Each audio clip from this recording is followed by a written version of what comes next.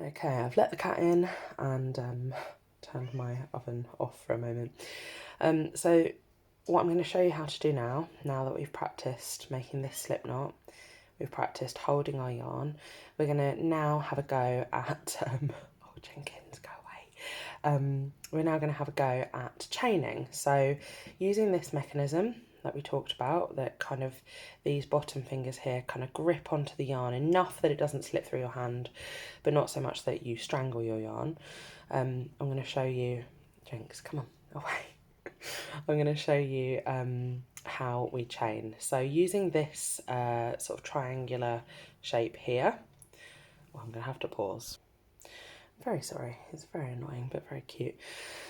So using like this triangular shape here, can you see? So it's kind of like two sides of a triangle.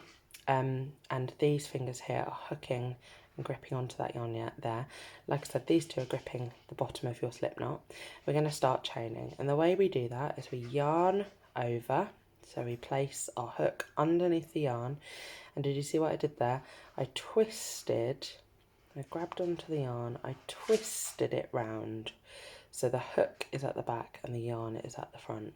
And what I do is I bring that yarn through that slip knot that I made. Can you see there? And what I've created, it's all backwards on the camera, I'm sorry. What I've created is called a chain. And I'll show you that again. I'm moving my thumb and middle finger up to grip onto the bottom of that chain that I've just made. So I yarn over, I twist round, and I pull through the hook. And now I've got 1, 2 chains. And what these two fingers do is they guide your crochet work. Because if you don't grip onto these bits here that you're working with, and as you can imagine in a second this is going to get longer and longer and longer, if you don't grip onto that, then everything will sort of start wiggling everywhere. So I've yarned over and then pulling through that stitch, that next hole.